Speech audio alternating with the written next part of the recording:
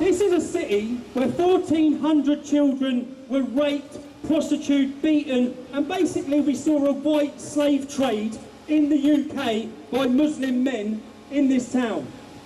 This town, I've just walked around it today, there's not even that many Muslims here. You have to see that 3 or 4% is the Muslim population in this town. Look at the damage that they've caused with 3 or 4%.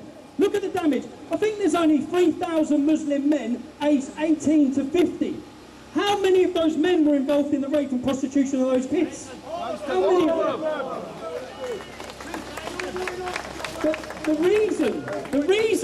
reason they've been given All Saints Square is because about 9 months ago, all the Muslim organisations in this town, they know what they're doing.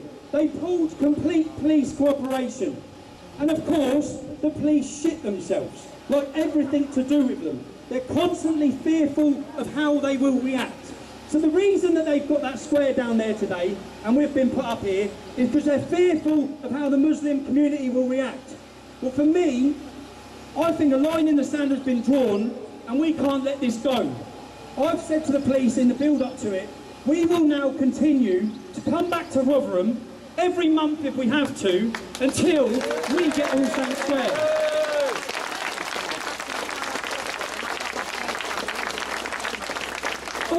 All we are asking for is equal treatment, nothing else. Equal treatment.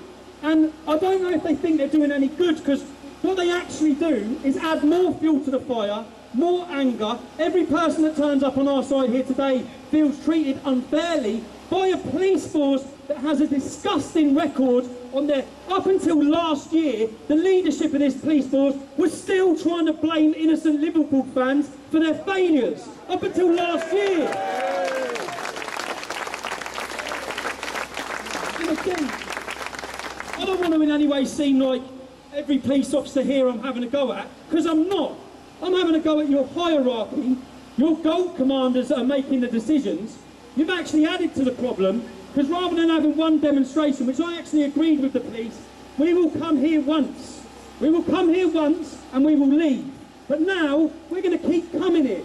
And that's your fault, not ours. You caused problems.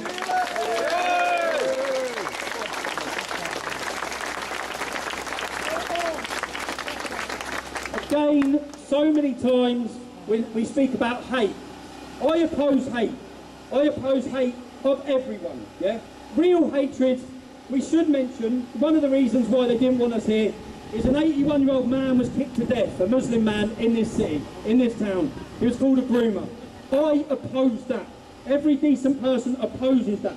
That is not the right reaction to the problems. They're simply trying to bury the problems, and in fact, the police's results of burying decades of these problems is what has resulted in those frustrations and angers that are spilling over. But again, to everyone, it's not every Muslim's fault, but we are opposed to a backward ideology. Again, I will wait, because I have a speech which was just to dissect this, but the problem I have is I go away next week for 4 weeks with work, and I simply think I'll get arrested for what I'm going to do and say. So, Sir William Gladstone, who was the Prime Minister of this great country, he stood in Parliament, he held this book above his head, and he said, there will never be peace on this earth so long as we have this hate-filled book. He was a world leader. There are statues of him in our capital city.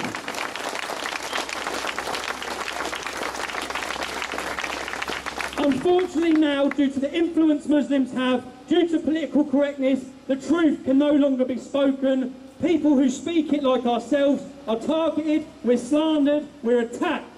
Previous world leaders understood Islam.